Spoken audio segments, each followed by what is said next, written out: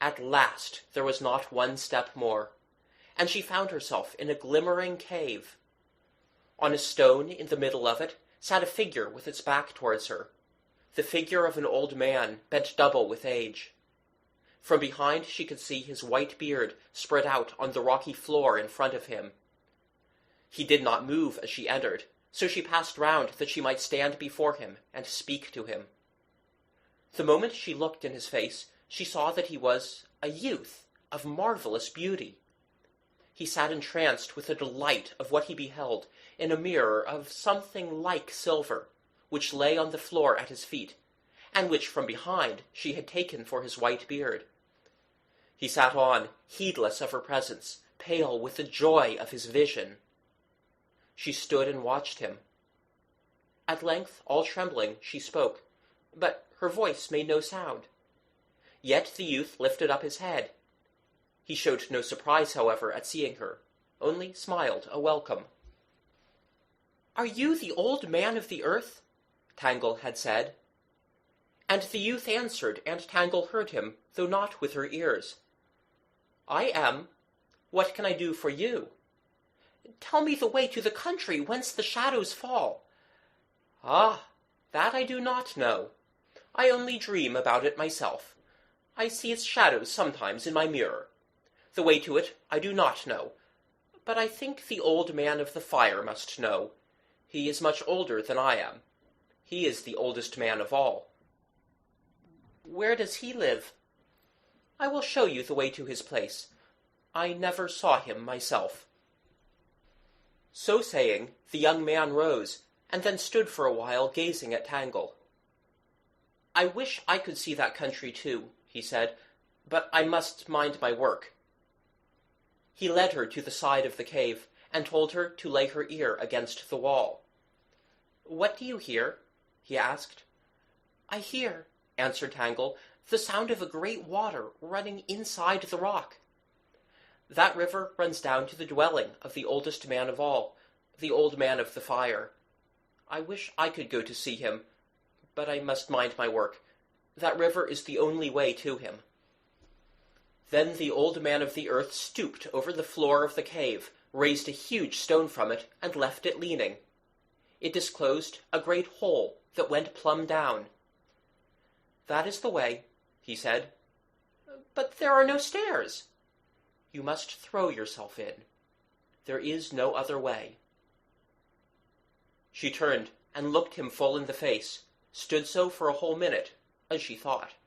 It was a whole year. Then threw herself headlong into the hole. When she came to herself, she found herself gliding down fast and deep.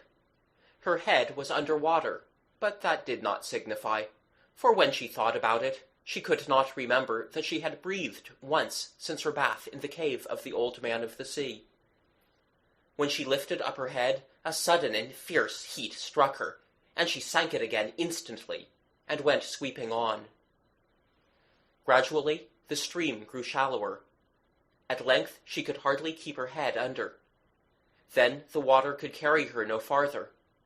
She rose from the channel, and went step for step down the burning descent. The water ceased altogether. The heat was terrible. She felt scorched to the bone, but it did not touch her strength. It grew hotter and hotter. She said, "I can bear it no longer." Yet she went on. At the long last, the stair ended at a rude archway in an all but glowing rock. Through this archway, Tangle fell exhausted into a cool, mossy cave. The floor and walls were covered with moss, green, soft, and damp. A little stream spouted from a rent in the rock and fell into a basin of moss. She plunged her face into it and drank.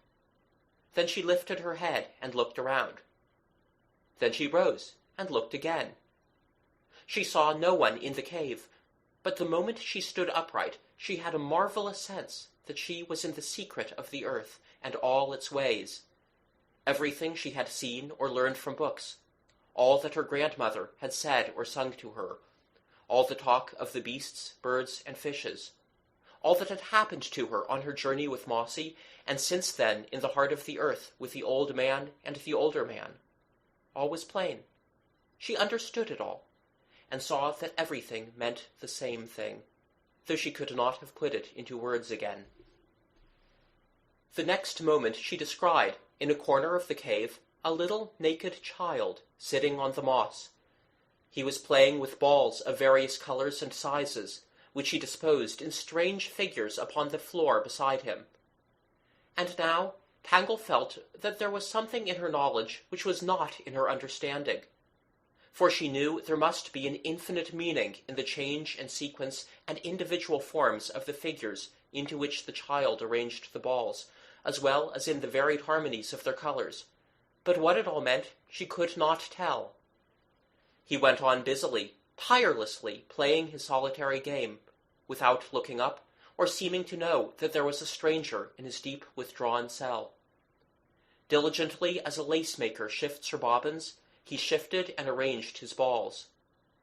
Flashes of meaning would now pass from them to Tangle, and now again all would be not merely obscure, but utterly dark.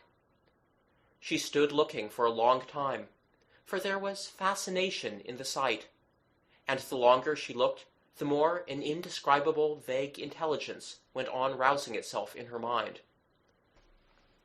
For 7 years she had stood there watching the naked child with his colored balls, and it seemed to her like 7 hours, when all at once the shape the balls took, she knew not why, reminded her of the Valley of Shadows, and she spoke.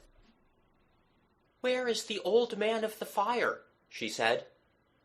"Here I am," answered the child, rising and leaving his balls on the moss. "What can I do for you?" There was such an awfulness of absolute repose on the face of the child that Tangle stood dumb before him.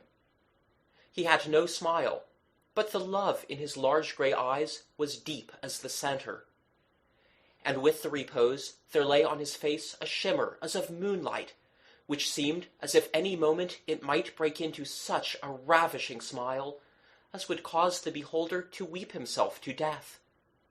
But the smile never came, and the moonlight lay there unbroken, for the heart of the child was too deep for any smile to reach from it to his face. "Are you the oldest man of all?" Tangle at length, although filled with awe, ventured to ask.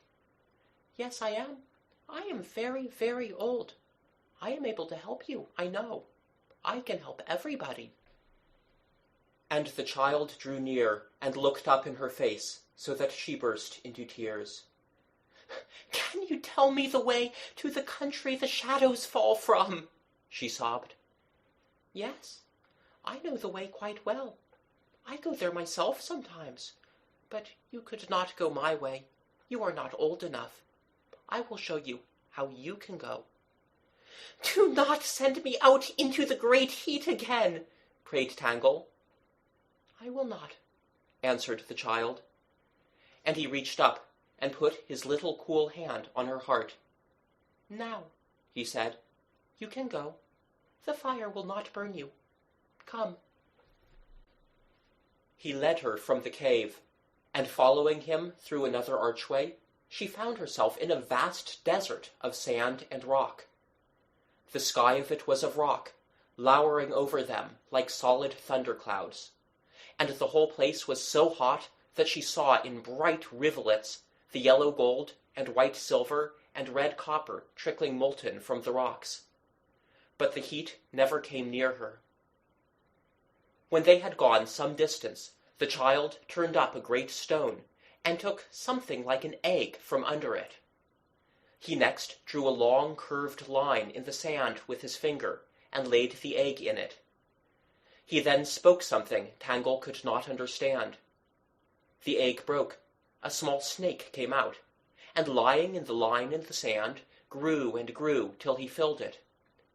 The moment he was thus full grown, he began to glide away, undulating like a sea wave. "Follow that serpent," said the child. "He will lead you the right way." Tangle followed the serpent, but she could not go far without looking back at the marvelous child. He stood alone in the midst of the glowing desert, beside a fountain of red flame that had burst forth at his feet, his naked whiteness glimmering a pale rosy red in the torrid fire. There he stood, looking after her, till from the lengthening distance she could see him no more. The serpent went straight on, turning neither to right nor left.